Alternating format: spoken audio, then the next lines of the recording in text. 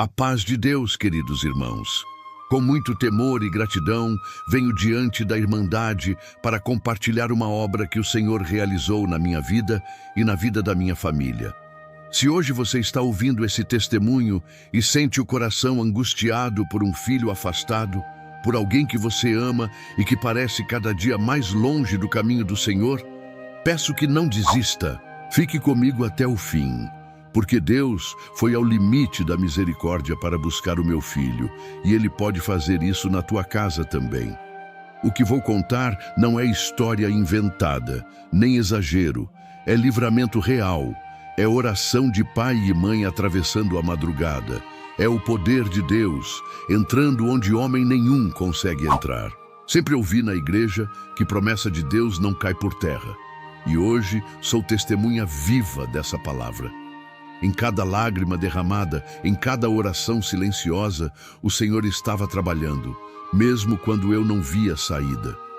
Desde o ventre, Deus já tinha promessas sobre a nossa casa. Meu pai, diácono, servo de fé e oração, homem que nunca vacilou diante das provas. Minha mãe, uma mulher firme na doutrina, sempre de joelhos, sustentando a casa espiritualmente.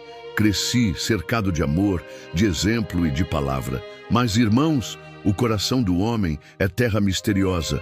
Veio a adolescência, o mundo me seduziu, as más companhias chegaram e pouco a pouco fui saindo da presença de Deus, acreditando que podia tudo com minhas próprias forças. Ouvia os conselhos do meu pai, via o cuidado da minha mãe, mas o orgulho e o pecado endureceram meu coração. Cheguei ao ponto de andar armado, acreditando que aquilo me fazia mais forte e protegido. Não sabia eu que por trás de toda essa aparência estava apenas mais longe de Deus e perto do abismo. Meu pai nunca desistiu. Em cada reunião, em cada palavra, ele me chamava para ir à igreja. Dizia: "Filho, Deus falou para mim que vai fazer uma obra na tua vida. Pode ser chorando, pode ser numa cadeira de rodas, mas você ainda vai servir a Deus." E eu, cego e revoltado, respondia com dureza: "Pai, esquece de mim. Leva meus irmãos para a igreja. Eu não nasci para ser crente." Mas Deus, irmãos, não desiste de um filho. Deus usa a fé de um pai, o clamor de uma mãe, e trabalha onde o olho humano não enxerga. O Senhor já estava movendo o céu pela minha vida, mesmo que eu só viesse a perceber isso anos depois. Naquela noite, tudo parecia igual.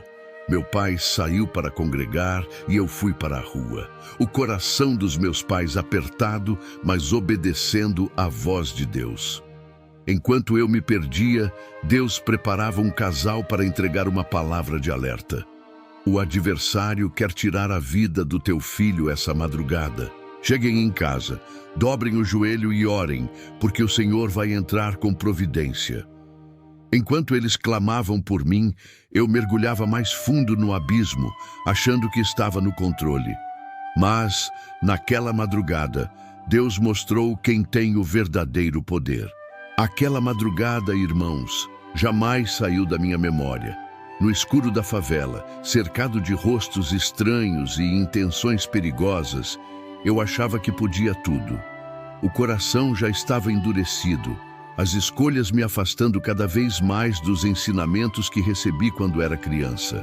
Enquanto isso, meus pais, ignorando o cansaço, estavam ajoelhados em casa em choro e clamor.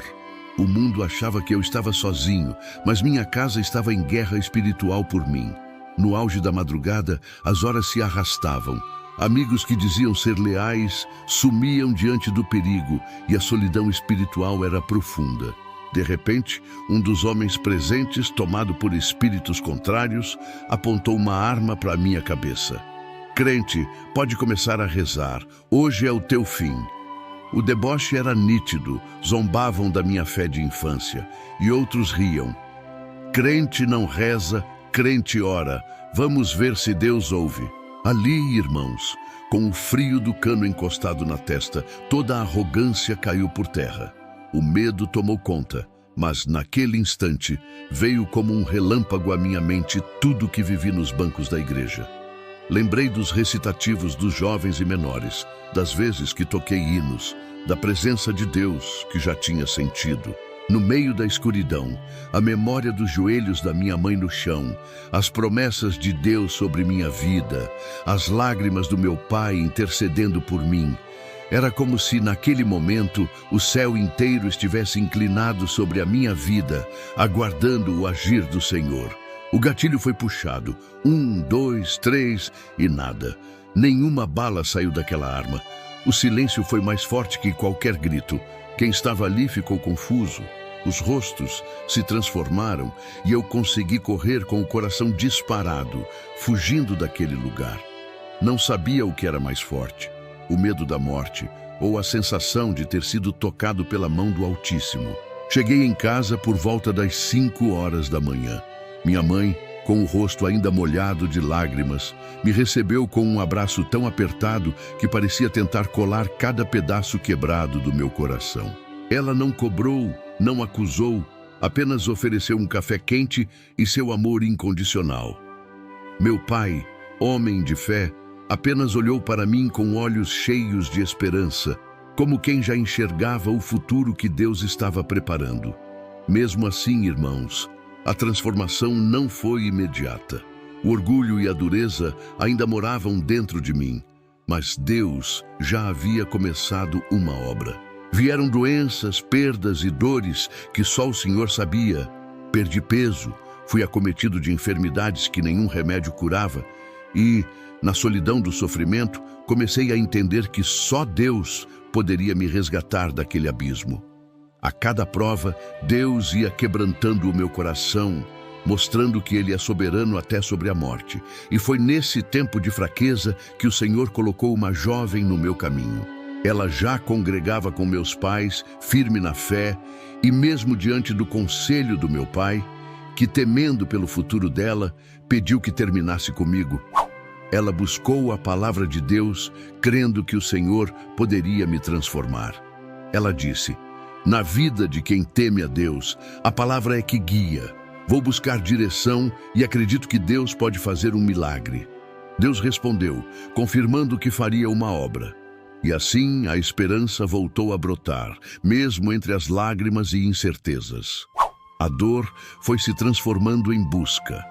Passei a frequentar mais a igreja, mesmo ainda machucado por dentro.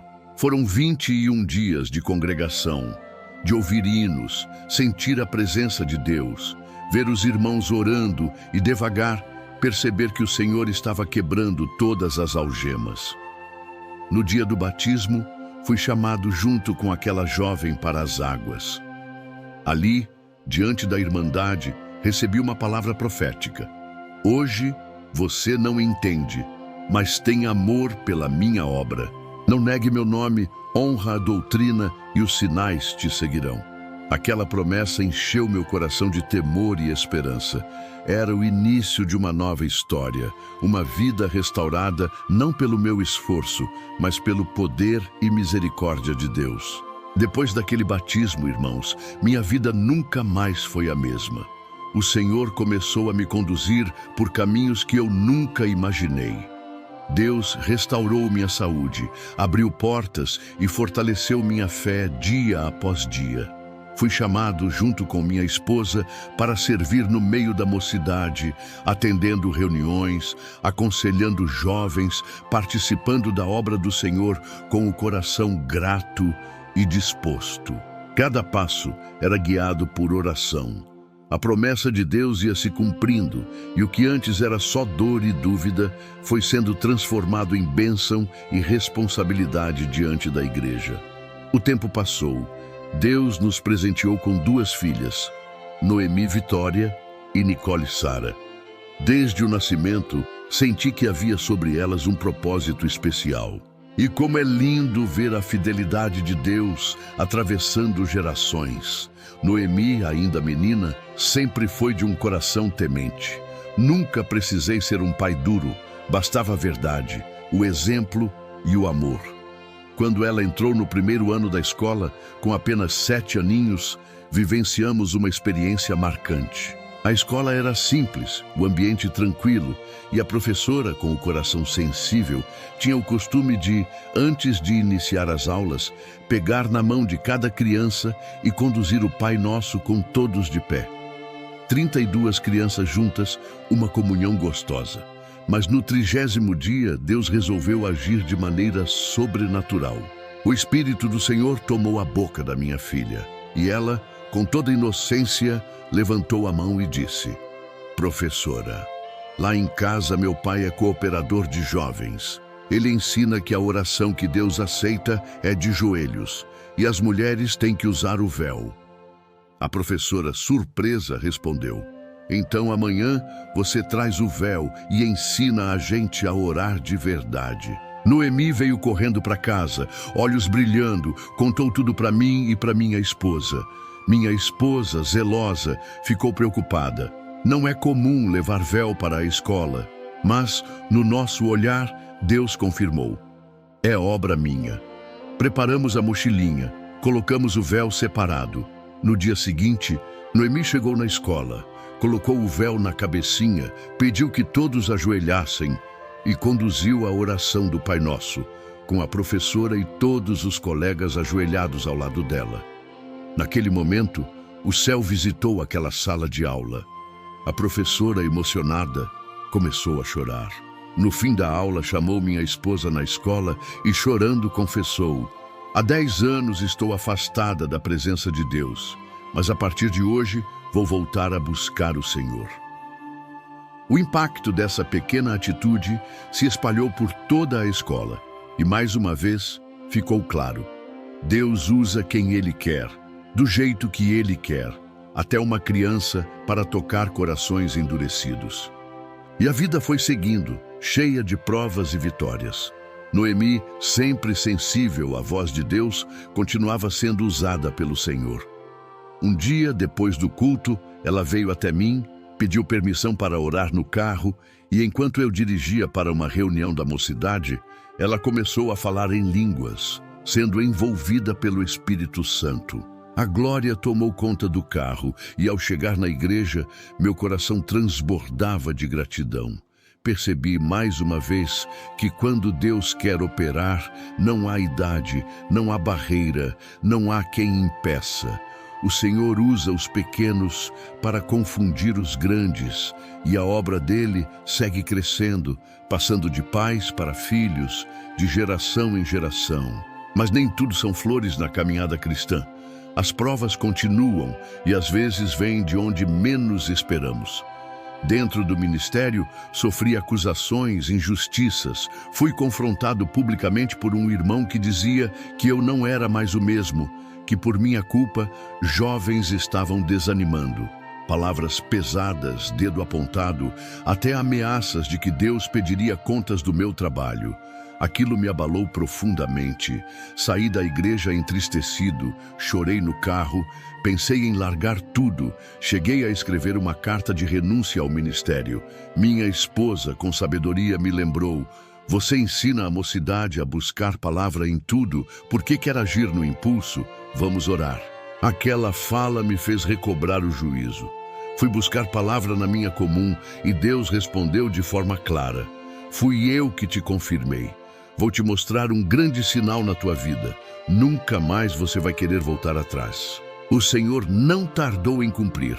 Poucos dias depois, estava almoçando em São Paulo, num restaurante movimentado, quando um homem desconhecido, de traços orientais, se aproximou, me chamou pelo nome e começou a revelar detalhes da minha vida que só Deus podia saber. Ele disse: Deus te deu 2 filhas, te colocou para cuidar da mocidade e vai levantar colunas através do seu trabalho. Nunca olhe para as fraquezas humanas. Olhe para o que Deus está preparando. Naquele momento senti o céu se abrindo sobre mim e compreendi que nada pode parar a obra de Deus quando Ele é quem confirma. O Senhor restaura, sustenta e confirma os seus, e sua promessa atravessa as gerações. A cada dia, irmãos, eu via que a fidelidade de Deus não tem fim. Mesmo com todas as provas, perseguições e lutas internas, o Senhor nunca deixou faltar resposta, nunca deixou minha casa sem direção. O tempo foi passando e os anciães da nossa cidade sentiram de entregar para mim e minha família a responsabilidade de atender uma pequena obra. Uma sala de oração simples, numa comunidade carente, onde poucos viam valor, mas onde Deus tinha grande propósito. Não era uma igreja grande, nem reconhecida oficialmente. Era uma garagem adaptada, com poucos bancos, onde o nome do Senhor era buscado com sinceridade. Foi ali, naquele lugar humilde, que testemunhei milagres que marcaram para sempre a minha fé. Em uma das reuniões, logo no segundo hino, entrou pela porta um homem completamente destruído pelo álcool. Chegou cambaleando, cheirando bebida, quase caindo. Aquela figura era conhecida da vizinhança, sempre caída pelas ruas, a família dilacerada, a dignidade quase perdida. Deus revelou no meu coração: chame esse homem para o primeiro banco, porque hoje tenho uma obra na vida dele. Obedeci, pedi para um irmão ajudá-lo e ele, mal conseguindo ficar de pé, se assentou ali na frente. Chorou muito durante o culto, e enquanto a palavra era ministrada, o Espírito Santo começou a agir. Veio revelação. Em nome de Jesus, espírito do adultério, da prostituição, das drogas, do álcool, sai agora. Senti a presença de Deus tão forte que até quem estava de longe percebeu o agir do Senhor. No final do culto, fui conversar com um dos irmãos que conhecia aquele homem. Ele me contou detalhes. Caía na calçada, os cachorros lambiam sua boca, a família estava à beira do colapso, a esposa já sem esperança. Pedi que trouxesse aquele homem de volta no próximo culto. 15 dias depois, ali estava ele, arrumado, limpo, cheirosinho, sentado entre os irmãos, olhos brilhando de alegria. Conversei com ele. Você está contente? Ele respondeu: irmão, preciso me batizar. Faz meses que não coloco um gole de cachaça na boca. Minha esposa percebeu a diferença. Convidei ela várias vezes, ela resistiu, mas agora diz que vai vir congregar comigo. Eu só quero salvar minha alma. No dia do batismo, aquela família entrou junta pelas portas da igreja e ali, diante de toda a irmandade, selaram um novo começo. Vendo aquela cena, compreendi. Não existe situação perdida para Deus. Não existe família irrecuperável. Onde há oração, onde há joelhos dobrados, onde há fé, o Senhor ainda opera milagres nos dias de hoje.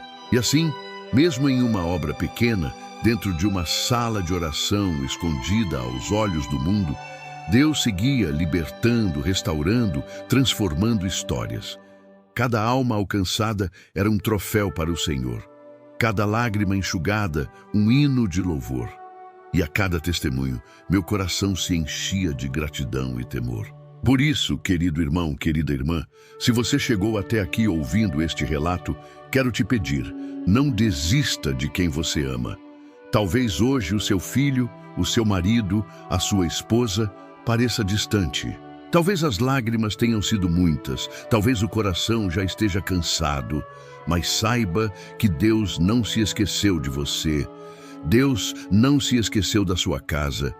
Continue de joelhos, continue buscando, continue crendo. O Senhor ainda faz milagres no vale mais escuro, na madrugada mais fria, na sala mais humilde. Tudo o que contei aqui não foi para minha glória, mas para que o nome do Senhor seja exaltado. Se você crê que Deus pode mudar destinos, transformar lares e restaurar o que estava perdido, compartilhe esse testemunho. Ore por essa obra, ore pelos que ainda estão nas mãos do adversário. Juntos, como igreja, como irmandade, vamos carregar as cargas uns dos outros e ver o céu se abrir sobre nós. Que Deus seja louvado em cada detalhe da nossa vida. Amém. Irmãos amados, ao final deste testemunho, meu coração só sabe agradecer. Quem diria que um jovem perdido, desacreditado, afastado da comunhão e até rejeitado por muitos, seria alcançado pelo amor irresistível de Deus.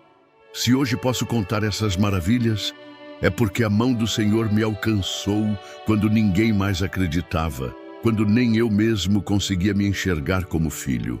A fé de um pai, a constância de uma mãe de joelhos, a fidelidade de uma esposa que não desistiu, tudo isso serviu de ponte para que Deus escrevesse uma nova história.